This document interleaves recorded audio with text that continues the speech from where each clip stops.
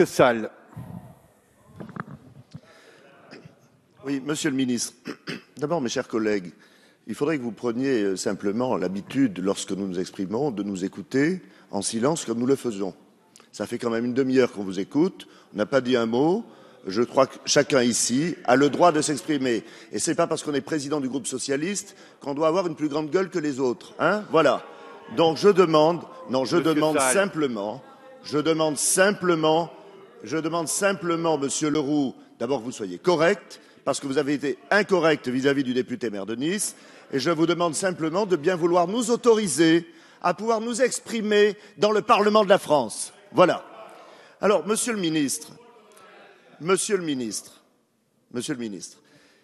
d'abord sur la méthode, je cautionne tout à fait ce qui a été dit tout à l'heure par Christian Estrosi. Quand vous dites « nous avons informé », bon, d'abord, vous avez informé à minima, puisque un coup de fil aux différents actionnaires, excusez-moi, on pouvait s'attendre à mieux, alors que votre majorité passe son temps à parler de démocratie participative. Voilà. Monsieur Leroux, je ne m'adresse pas à vous, vous n'êtes pas encore ministre. Voilà. Alors, restez à votre place de président du groupe socialiste, ça suffit. Voilà. Premièrement, donc, sur la méthode, plutôt que simplement une information un samedi soir, je pense qu'une concertation avec les différents intéressés aurait été évidemment préférable. Il n'est pas encore trop tard pour que cette concertation puisse avoir lieu, dans la mesure où on pourrait revenir à cela plus tard, lorsque cet article 49 aurait été supprimé. Donc, Monsieur le Ministre, sur la méthode, excusez-moi, mais je crois que vous êtes à côté de l'image que vous avez voulu donner de vous. Vous avez voulu donner l'image de quelqu'un qui écoutait, et d'ailleurs, on l'a vu par exemple sur la profession des notaires, où vous avez dit dans cet hémicycle que vous vous étiez trompé. Eh bien, quand on reconnaît qu'on s'est trompé, faute avouée est à demi pardonnée. Vous pouvez très bien ce soir dire ici qu'une fois de plus, vous vous êtes trompé. Ça, c'est le premier point. Deuxièmement, sur la stratégie, nos plateformes aéroportuaires, les grandes plateformes aéroportuaires, sont effectivement des points stratégiques importants, non seulement pour notre pays, mais également pour nos régions. Et nous vous l'avons dit tout à l'heure, peut-être encore plus pour notre région que pour d'autres.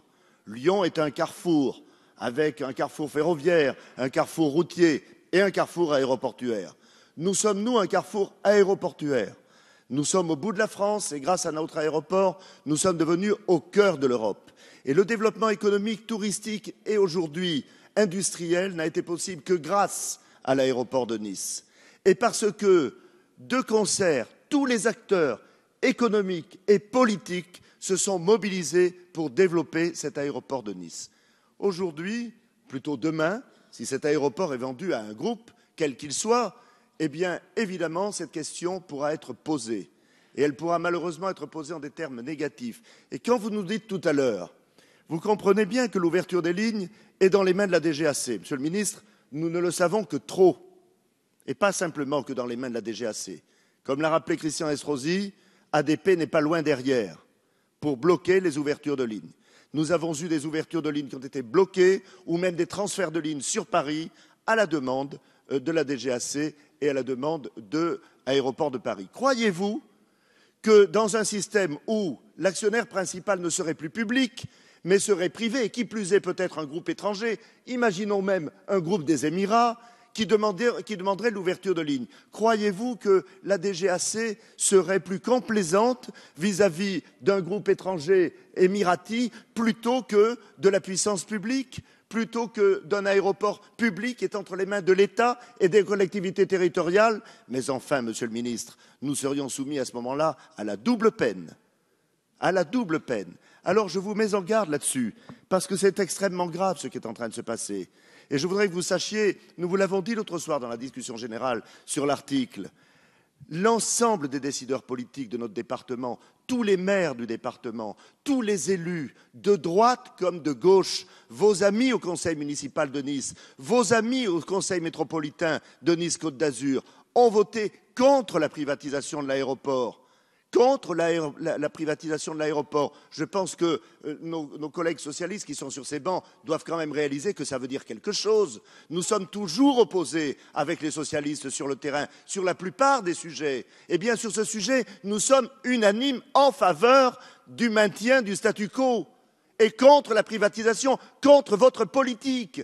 Et vos collègues socialistes, je ne parle pas des communistes ou des Verts, qui sont sur la même ligne, mais vos collègues socialistes osent dire « nous sommes contre la politique du gouvernement dans ce domaine ». Voilà la réalité sur le terrain. Alors vous êtes dans une totale contradiction. Vous voyez, les États-Unis d'Amérique, à qui l'ultralibéralisme ne fait pas peur, je crois que nous pouvons tous partager ce point de vue sur tous les bancs de l'Assemblée nationale, eh bien les États-Unis d'Amérique ont refusé la privatisation de leurs aéroports. Tous les aéroports américains sont publics. Pourquoi? Parce que les Américains ont compris que ces plateformes sont stratégiques et qu'on ne vend pas ce qui est stratégique à ce point. Alors, Monsieur le Ministre, encore une fois, je m'attendais à autre chose comme réponse de votre part. Franchement, nous sommes aujourd'hui interloqués de voir à quel point, finalement, la représentation nationale, mais au-delà, le point de vue des élus compte peu, quand même renouvelé dans les conseils municipaux il y a 1 an, avec des majorités, des oppositions, vous ne tenez compte ni des uns ni des autres. C'est quand même pas mal. Je veux dire, en matière de démocratie, on peut faire beaucoup mieux. Mais alors, puisque, effectivement, comme cela a été dit, finalement, cette vente, elle sert à quoi? Elle sert à remplir les caisses de l'État. Parce que nous savons très bien que c'est de cela dont il s'agit. Et c'est un coup de fusil, et un seul, car il ne se reproduira pas. Alors, Monsieur le Ministre, je vous pose la question, j'espère que vous me répondrez, puisque vous cherchez à ce point de l'argent et que vous voulez vendre les aéroports de Nice et de Lyon, pourquoi ne vendez-vous pas Aéroport de Paris? Pourquoi, Monsieur Leroux, vous n'êtes pas favorable à la vente de l'aéroport de Paris? Non, mais pourquoi vous êtes contre la vente de l'aéroport de Paris? Et d'ailleurs, nous y serions nous-mêmes opposés, parce que nous considérons qu'il s'agit là d'un équipement stratégique, Madame le rapporteur. Oui, Madame le rapporteur, pour nous, c'est une question qui se pose. Pourquoi 2 poids et 2 mesures? Je vous pose la question, Monsieur le Ministre. Merci, Monsieur.